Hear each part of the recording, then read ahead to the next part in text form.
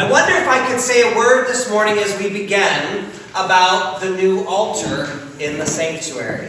Maybe you noticed yourself, maybe you saw the photographs, but I'd just like to introduce, I feel like we have a new child or something, and we just need to take a minute to just welcome this altar into our midst.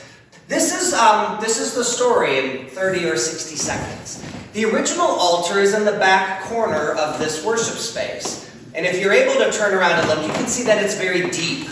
It's probably 3 feet deep. In the olden days, the priest used to stand with the people at the time of the Eucharist. So all of you are facing this way, so the priest would also face this way, and all of us would offer our prayers to God.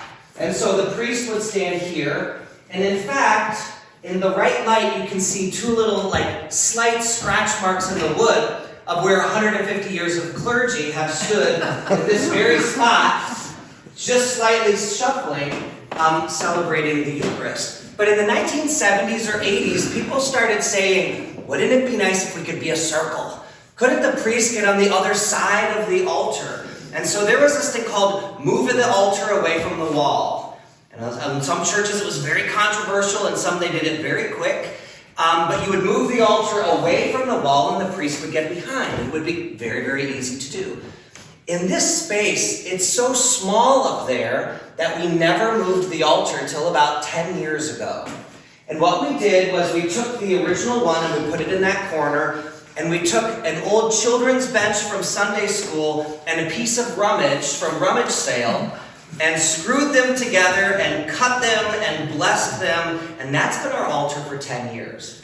We did a good job, don't you think? Yes. It was beautiful, and we still have it. We are holding on to it.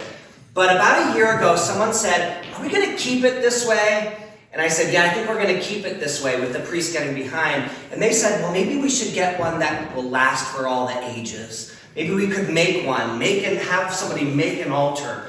So we got a hold of an Amish man in Indiana 6 months ago, and he has been spending the last 6 months making this. And what we asked him to do was to design it exactly like that one. So on your way out, if you look at the front of that one, you'll see the design is exactly the same.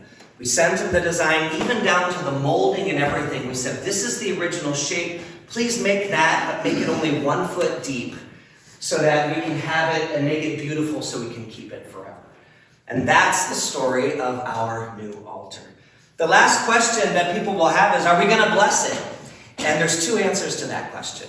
The first one is that it's the prerogative of bishops to bless altars.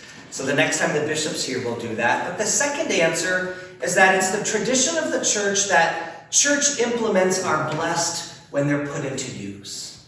As soon as they're put into the use of God, they are blessed and sanctified for God and to God. It's a little bit like us. As soon as we begin to work for God and God's purposes, we are blessed as we are put to use. So this morning, the altar will be blessed as it's put to use for us.